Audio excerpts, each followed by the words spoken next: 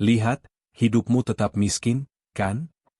Kalimat itu meluncur tajam dari mulut Dinda, wanita yang pernah berjanji setia namun pergi demi kemewahan semu. Di hadapannya, Hendra berdiri berlumur lumpur, tampak tak berdaya di bawah bayang-bayang mobil Pajero dan arogansi mantan istri serta suami barunya. Namun, senyum tipis di wajah Hendra menyiratkan bahaya yang tak terduga. Mereka mengira sedang menertawakan seorang pecundang, padahal mereka sedang berdiri di atas kerajaan milik pria yang mereka hina. Apa yang terjadi ketika sang tuan tanah akhirnya membuka kartu asnya dan mengubah penghinaan menjadi mimpi buruk tak berujung bagi para penipu? Simak kisah balas dendam elegan di mana diam adalah senjata paling mematikan. Matahari sedang berada di puncak kegarangannya, membakar kulit bumi desa Sukamulya tanpa ampun. Di tengah hamparan sawah yang membentang luas, Hendra mengayunkan cangkulnya dengan ritme yang mekanis, hampir seperti robot yang tidak mengenal lelah. Setiap hujaman logam ke tanah basah bukan sekadar aktivitas bertani baginya, itu adalah sebuah meditasi, sebuah cara untuk mencatat kemenangannya yang sunyi. Hendra, pria berusia 30 tahun itu, menyeka keringat yang bercampur debu di dahinya dengan punggung tangan. Orang-orang desa mengenalnya sebagai duda pendiam yang hidup dari tanah, seorang pria yang ditinggalkan istri karena kemiskinan. Namun, itu hanyalah sebuah narasi, sebuah topeng yang ia pakai dengan sangat rapi. Di balik wajahnya yang stoik dan pakaiannya yang lusuh, Hendra menyembunyikan sebuah rahasia yang jauh lebih besar daripada sekadar tabungan di bawah bantal. Ia bukan korban, ia adalah seorang arsitek yang sabar. Motivasi Hendra bukanlah kemakmuran untuk dipamerkan, melainkan kontrol. Sejak Dinda mencampakkannya 5 tahun lalu dengan alasan klasik, realitas ekonomi, Hendra tidak meratapi nasib. Ia justru mengubah rasa sakit itu menjadi obsesi kapitalis yang dingin. Ia membeli tanah. Bukan 1 atau 2 petak, tapi hektar demi hektar. Ia memanfaatkan keputusasaan tetangganya yang terlilit hutang, membeli aset mereka dengan harga wajar namun strategis, hingga perlahan ia memonopoli lahan produktif di desa itu. Ia adalah tuan tanah feodal dalam kemasan petani gurem. Hari ini, ia tahu akan ada tamu. Firasatnya tajam, setajam cangkul yang ia gunakan. Desas-desus tentang mantan istrinya yang kembali ke kota kecamatan sebelah dengan suami barunya sudah sampai ke telinganya melalui jaringan informan di pasar desa. Hendra menunggu momen ini bukan dengan ketakutan, tapi dengan antisipasi seorang predator yang melihat mangsa mendekati perangkap. Suara deru mesin diesel turbo memecah keheningan suara angin sawah. Sebuah mobil SUV putih besar, Pajero Sport yang mentereng, merayap pelan di jalan tanah yang tidak rata di pinggir sawah. Debu mengepul di belakangnya, menciptakan kontras yang menjijikkan dengan hijaunya padi. Hendra tidak menoleh. Ia tahu siapa itu. Ia terus mencangkul, membiarkan punggungnya yang basah oleh keringat menjadi objek tontonan. Mobil itu berhenti. Pintu terbuka. Hendra bisa mendengar suara hak sepatu yang menghantam tanah, suara yang asing dan arogan di tempat ini. Itu Dinda. Dan di sebelahnya, seorang pria yang berusaha keras terlihat kaya, Anton. Hendra tersenyum tipis, sangat tipis hingga tak terlihat dari kejauhan. Ia sudah memeriksa latar belakang Anton semalam suntuk melalui koneksi lamanya. Ia tahu apa yang tidak diketahui Dinda. Itu bukan Hendra ya? Suara Dinda terdengar, nadanya tinggi dan cempreng, sengaja dikeraskan agar terdengar oleh sosok di tengah sawah itu. Hendra tetap diam, menghitung detik. 1, 2, 3. Ia ingin mereka merasa superior. Ia ingin mereka merasa di atas angin. Anton tertawa, suara tawanya terdengar renyah namun kosong. Yang lagi main lumpur itu? Kasihan banget ya. Untung kamu cepat sadar, Din. Kalau enggak, kamu bakal tua di kubangan kayak gitu. Kata-kata itu meluncur tanpa saringan, sebuah penghinaan yang telanjang. Hendra mencengkeram gagang cangkulnya lebih erat, bukan karena marah, tapi menahan diri untuk tidak tertawa terbahak-bahak. Mereka pikir mereka sedang melihat kegagalan, padahal mereka sedang berdiri di atas kerajaan milik pria yang mereka hina. Dinda melangkah mendekat ke pinggir pematang, wajahnya dipenuhi bedak tebal yang mulai retak karena panas. Ia memandang Hendra dengan campuran rasa jijik dan kepuasan diri. Lihat, Hen. Hidupmu tetap miskin, kan? Teriaknya. Aku bikin keputusan tepat 5 tahun lalu. Lihat aku sekarang. Dinda memamerkan tas kulitnya, mengangkatnya tinggi-tinggi seolah itu adalah trofi kemenangan hidup. Hendra akhirnya berhenti. Ia menegakkan tubuhnya perlahan, memutar lehernya yang kaku hingga berbunyi gemeretak, lalu berbalik menatap mereka. Wajahnya datar, matanya gelap dan tidak terbaca. Tidak ada kemarahan di sana, hanya tatapan kosong yang membuat Anton sedikit merinding tanpa alasan yang jelas. Tanah ini bagus, Ton, kata Dinda, mengalihkan pandangan kembali ke suaminya, mengabaikan tatapan Hendra. Aku mau kita beli lahan di sini. Buat villa. Biar si Hendra bisa lihat kita tiap hari dari gubuknya. Anton mengangguk antusias, mengeluarkan ponsel pintarnya. Tenang, sayang. Aku udah kontak maklar lokal. Katanya tanah di sini murah karena pemiliknya orang-orang susah. Kita borong aja sekalian. Hendra mendengar itu. Ia menancapkan cangkulnya ke tanah dengan satu gerakan kuat. Silakan mencoba, batinnya. Ia tahu maklar yang mereka hubungi. Pak Juna adalah orang kepercayaannya, boneka yang ia kendalikan untuk mengurus administrasi agar nama Hendra tidak terlalu mencolok. Hendra melangkah mendekat ke arah mereka, menyeret kakinya yang berat oleh lumpur, menciptakan ketegangan yang aneh. Apakah ia akan mengamuk? Apakah ia akan memohon? Anton memasang badan, siap dengan arogansinya. Namun Hendra hanya berhenti di batas parit, menatap sepatu Anton yang mulai kotor. Hati-hati, kata Hendra, suaranya parau karena jarang digunakan. Lumpur di sini suka menelan hal-hal palsu. Dinda mendengus kasar. Masih berani ngomong filosofis kamu, Hen? Mending kamu minggir. Kami lagi nunggu orang penting. Kami mau beli tanah tempat kamu berdiri itu. Hendra tidak menjawab.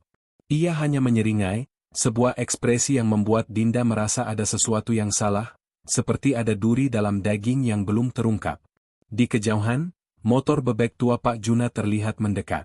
Permainan baru saja dimulai, dan Hendra memegang semua kartu as di tangannya yang kotor. Pak Juna memarkir motornya dengan canggung di sebelah Pajero putih yang menjulang tinggi itu.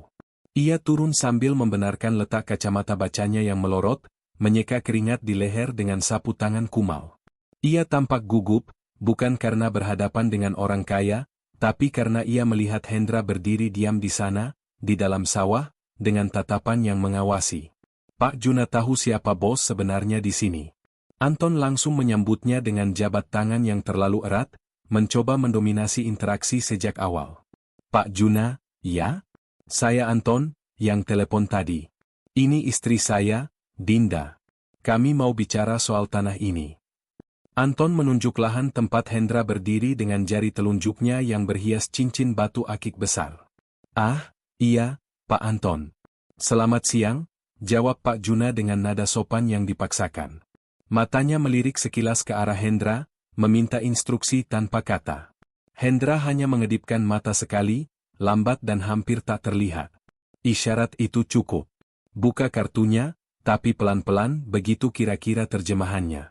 Dinda, yang tidak sabar, langsung menyela. Pak, langsung saja ya. Kami minat sama tanah ini dan 2 petak di sebelahnya. Pemandangannya bagus. Berapa harganya? Kami bayar tunai kalau harganya masuk akal. Lagian, kasihan juga kalau tanah ini cuma digarap petani gurem kayak dia. Dinda menunjuk Hendra dengan dagunya, jijik. Mending dijual, uangnya bisa buat dia buka warung atau apa gitu. Pak Juna berdeham, membuka map plastiknya dengan gerakan lambat yang menyiksa. Ia mengeluarkan selembar peta desa yang sudah dilaminating. Maaf sebelumnya, Pak Anton, Bu Dinda. Tanah yang Bapak tunjuk ini, statusnya memang produktif. Tapi, saya harus cek dulu apakah pemiliknya mau menjual. Anton tertawa meremehkan. Semua orang punya harga, Pak. Apalagi orang kampung. Tawarin aja 2 kali lipat dari harga pasar, pasti langsung sujud syukur. Kesombongan Anton membuat darah Pak Juna sedikit mendidih, tapi ia ingat peran yang harus ia mainkan.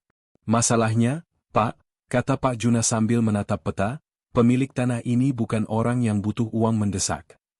Siapa sih pemiliknya? Tanya Dinda, nada suaranya mulai meninggi karena kepanasan. Paling juga juragan dari kota lain, kan? Atau Pak Kades? Telepon dia sekarang. Pak Juna menutup mapnya perlahan, lalu menatap Dinda dan Anton bergantian. Wajahnya kini serius, topeng keramahan makelarnya luntur sedikit demi sedikit. Tanah ini, dan tanah di sebelah sana, juga yang di seberang jalan itu. Pak Juna menunjuk hampir seluruh hamparan sawah yang terlihat mata, semuanya sudah satu sertifikat induk. Pemiliknya ada di sini. Hening sejenak. Angin sawah berdesir, membawa aroma padi yang mulai bunting.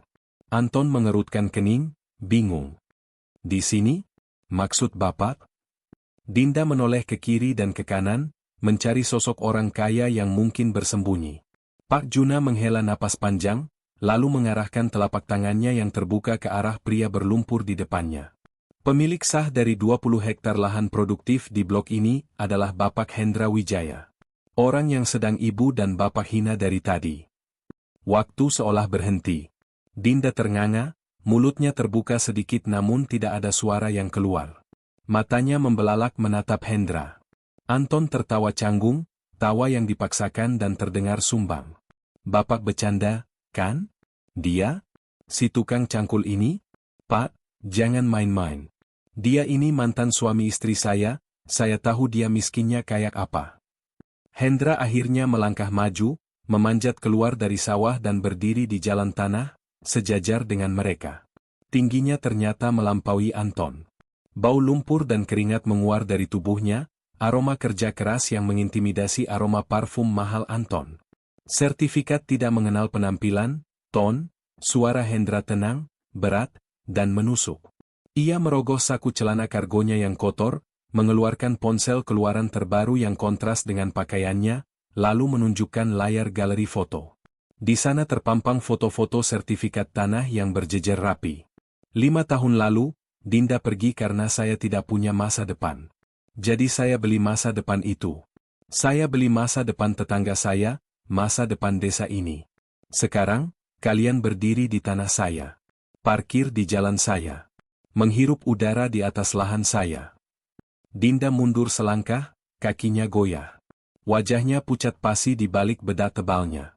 Gak mungkin, kamu pasti nyuri atau nipu, desisnya, penyangkalan adalah satu-satunya pertahanannya saat ini. Gak ada orang jujur yang bisa kaya secepat ini. Hendra menatap Dinda, tatapan yang menelanjangi jiwa wanita itu. Justru karena aku jujur pada diriku sendiri, Din. Aku tahu apa yang aku mau. Kamu lari ke dia. Hendra menunjuk Anton tanpa menoleh, mencari sandaran instan. Tapi apa kamu yakin sandaranmu itu kokoh? Anton wajahnya memerah padam, antara malu dan marah. Jaga mulut lu, ya. Lu pikir lu hebat cuma karena punya tanah kampung? Gue pengusaha di kota. Aset gue jauh lebih liquid daripada tanah becek lu. Anton berusaha mempertahankan dominasi, tapi suaranya bergetar.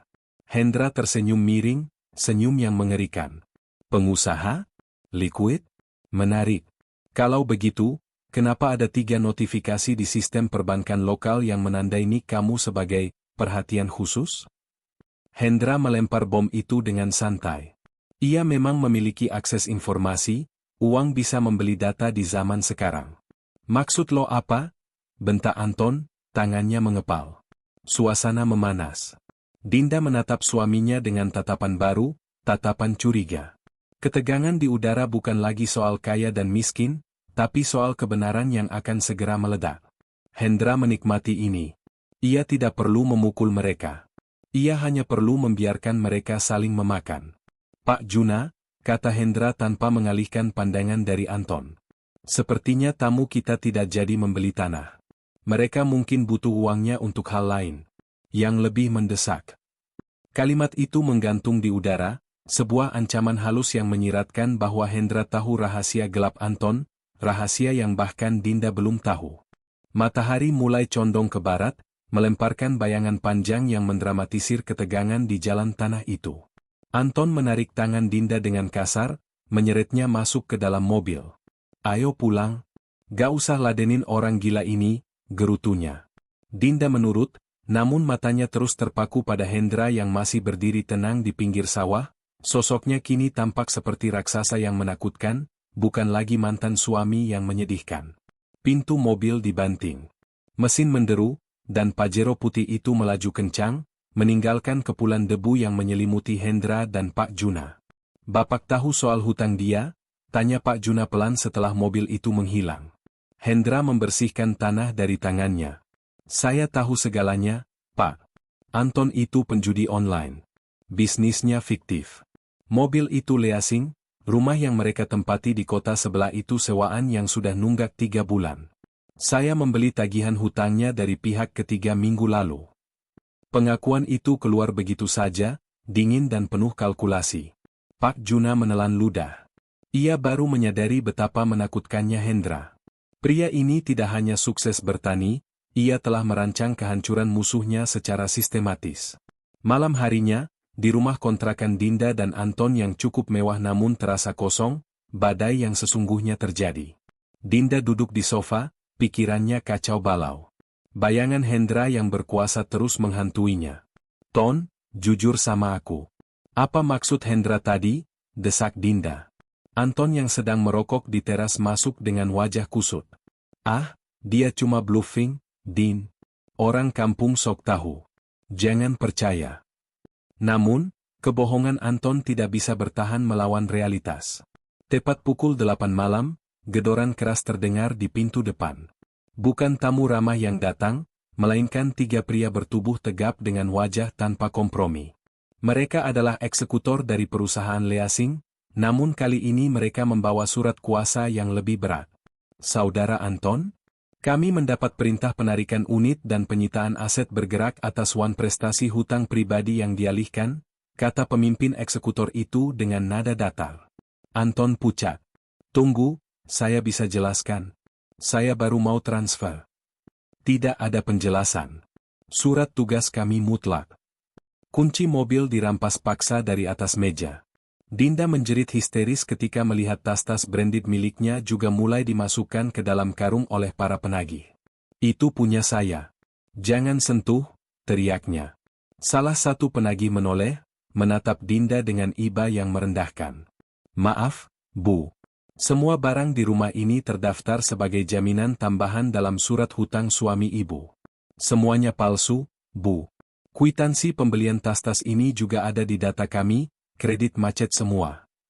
Dunia Dinda runtuh seketika.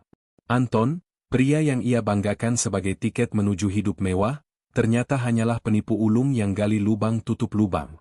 Dan lubangnya kini sudah terlalu dalam untuk dipanjat. Malam itu, mereka ditinggalkan di rumah kosong tanpa perabotan, tanpa kendaraan, hanya dengan pakaian yang melekat di badan. Anton duduk di lantai, menutupi wajahnya, menangis seperti anak kecil yang kalah main kelereng.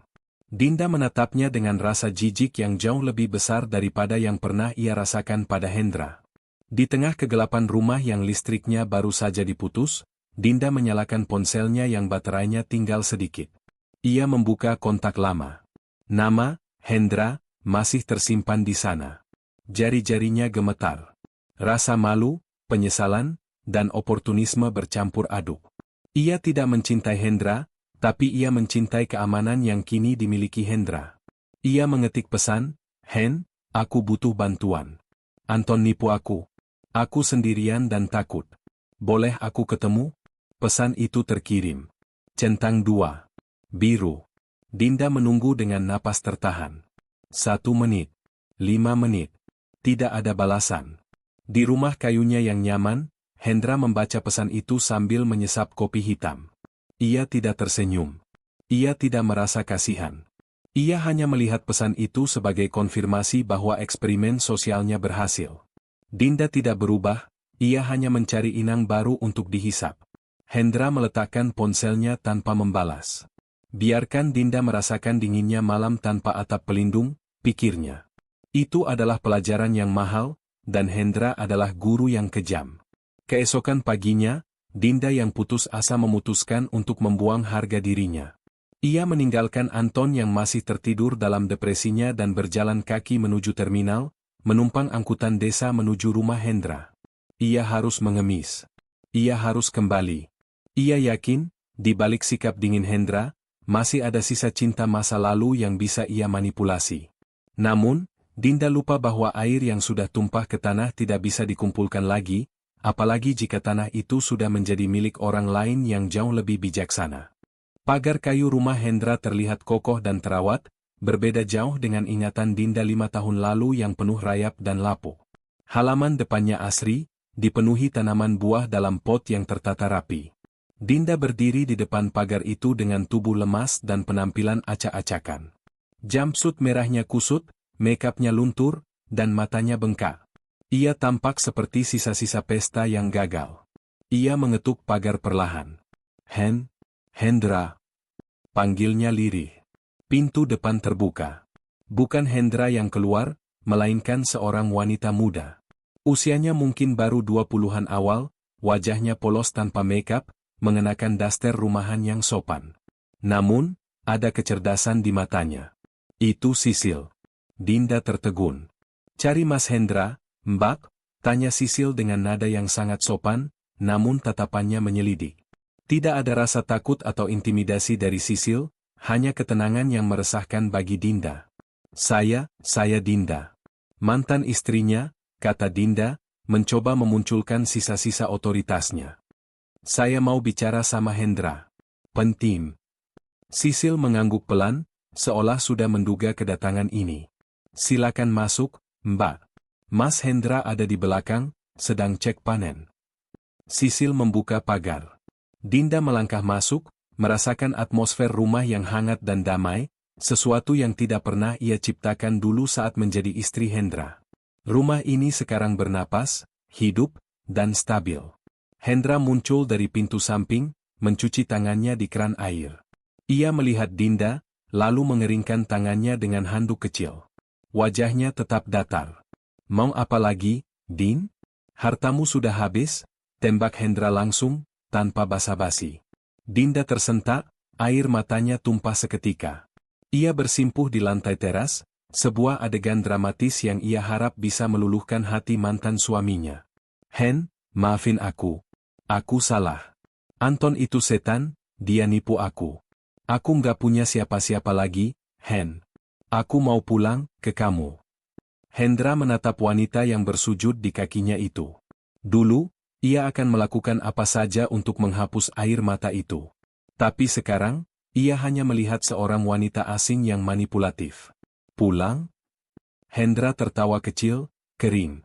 Rumah ini bukan tempat penampungan, Din.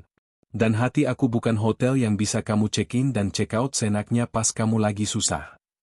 Aku masih sayang sama kamu, Sumpah, isak Dinda, mencoba meraih kaki Hendra.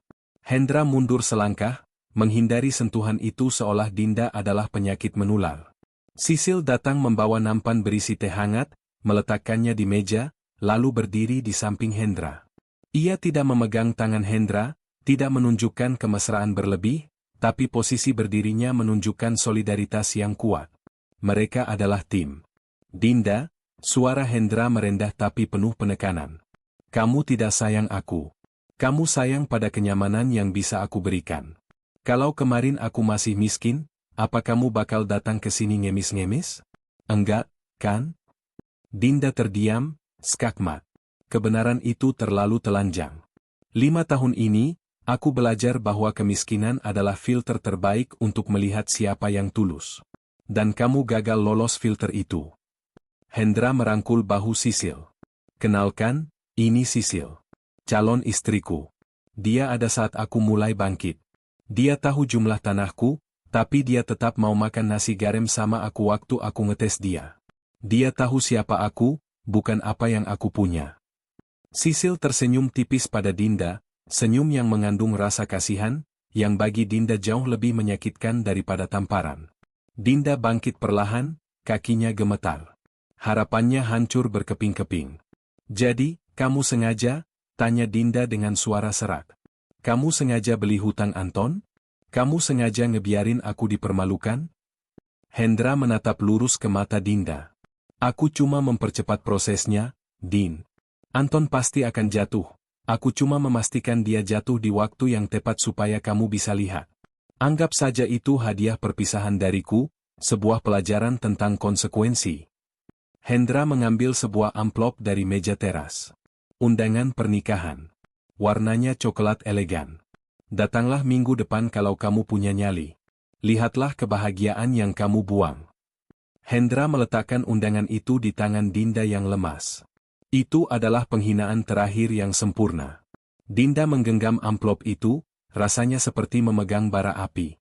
Ia berbalik dan berjalan keluar dari pekarangan surga yang dulu ia anggap neraka itu, membawa serta penyesalan yang akan ia panggul seumur hidup. Hari pernikahan itu tiba dengan langit yang cerah luar biasa, seolah alam semesta merestui persatuan dua manusia yang berpijak kuat di bumi.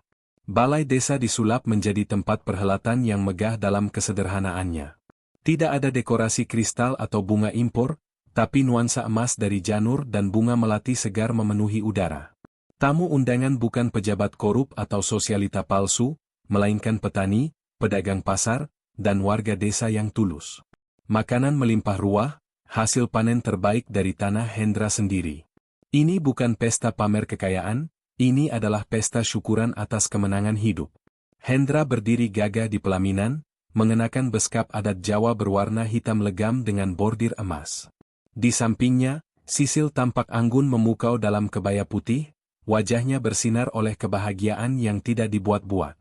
Mereka tampak seperti raja dan ratu, bukan karena mahkota di kepala, tapi karena aura kewibawaan yang mereka pancarkan. Warga desa berbisik-bisik kagum, memuji bagaimana Hendra, si pendiam itu, ternyata mampu mengangkat derajat dirinya dan pasangannya begitu tinggi. Di sudut terjauh tenda tamu, Dinda hadir. Ia mengenakan kebaya lamanya yang sudah agak sempit, satu-satunya baju layak yang tersisa. Ia berdiri seperti hantu, mengamati keramaian itu dari bayang-bayang. Tidak ada Anton. Pria itu sudah kabur entah kemana, dikejar-kejar debt collector dan polisi karena kasus penipuan lain yang terungkap. Dinda sendirian. Benar-benar sendirian di tengah keramaian. Ia melihat bagaimana Hendra menatap Sisil, tatapan yang penuh hormat dan cinta, tatapan yang dulu pernah ia miliki, namun ia tukar dengan ilusi kemewahan. Seorang ibu-ibu tetangga menyenggol lengan Dinda. Mbak Dinda. Datang juga? Kirain udah lupa sama jalan ke desa, sindirnya pedas. Dinda hanya bisa menunduk, menelan kepahitan itu bulat-bulat. Ia melihat ke arah pelaminan lagi. Hendra melihatnya. Tatapan mereka bertemu untuk sepersekian detik. Hendra tidak memalingkan muka, ia justru mengangguk kecil, sebuah gestur pengakuan terakhir. Bukan pengampunan, tapi penutupan buku. Hendra telah selesai dengan masa lalunya. Di atas pelaminan, Hendra menggenggam tangan Sisil. Terima kasih, bisiknya. Untuk apa, Mas? Tanya Sisil lembut. Untuk tidak menjadi Dinda, jawab Hendra. Sisil tersenyum, mengeratkan genggamannya. Aku mencintai Mas Hendra yang petani, bukan Mas Hendra yang juragan tanah. Harta bisa hilang, Mas. Tapi karakter tidak. Hendra tersenyum lebar, senyum paling lepas yang pernah ia tunjukkan dalam 5 tahun terakhir. Ia telah memenangkan pertempuran ini. Ia membuktikan bahwa dendam terbaik bukanlah menghancurkan musuh dengan kekerasan, melainkan dengan menjadi sukses, bahagia, dan tak terjangkau lagi oleh mereka. Pesta terus berlanjut hingga malam. Lagu-lagu gembira berkumandang. Dinda akhirnya memutuskan untuk pergi sebelum acara selesai. Langkahnya berat menyusuri jalan desa yang gelap. Ia tidak tahu harus kemana malam ini, mungkin menumpang di pos ronda atau mencari masjid. Air matanya sudah kering. Yang tersisa hanya kekosongan yang menganga. Ia menyadari bahwa neraka bukanlah tempat yang penuh api, melainkan perasaan melihat orang yang pernah kita sia-siakan kini bahagia tanpa kita. Hendra menatap kepergian Dinda dari kejauhan. Ada sedikit rasa puas yang gelap di hatinya, sisi manusiawinya yang cacat. Ia bukan orang suci. Ia menikmati kemenangan ini. Ia telah memanen padi, memanen tanah, dan hari ini, ia memanen karma yang ia tanam untuk mantan istrinya. Hendra kembali menatap Sisil, masa depannya. Langit malam desa Sukamulya bertabur bintang, menjadi saksi bisu perjalanan seorang pria yang mengubah sakit hati menjadi kerajaan, dan membiarkan mereka yang meremahkannya membusuk dalam penyesalan mereka sendiri. Hidup, pikir Hendra, memang adil dengan caranya yang kejam. Di penghujung kisah, Hendra menemukan kebahagiaan sejati dalam pernikahan sederhananya bersama Sisil, membuktikan bahwa kesabaran akan selalu menemukan muaranya, sementara Dinda harus berjalan sendirian dalam gelapnya penyesalan akibat silau oleh harta duniawi. Cerita ini mengajarkan kita sebuah hikmah mendalam. Jangan pernah menilai seseorang hanya dari penampilan luarnya, karena kemewahan bisa menipu, namun ketulusan hati dan kerja keras adalah mata uang yang tak ternilai harganya. Meskipun kisah ini fiktif dan dibuat serialistis mungkin untuk diambil pelajarannya, semoga nilai-nilainya dapat menjadi pengingat bagi kita semua. Terima kasih banyak telah menyimak kisah perjuangan Hendra hingga akhir.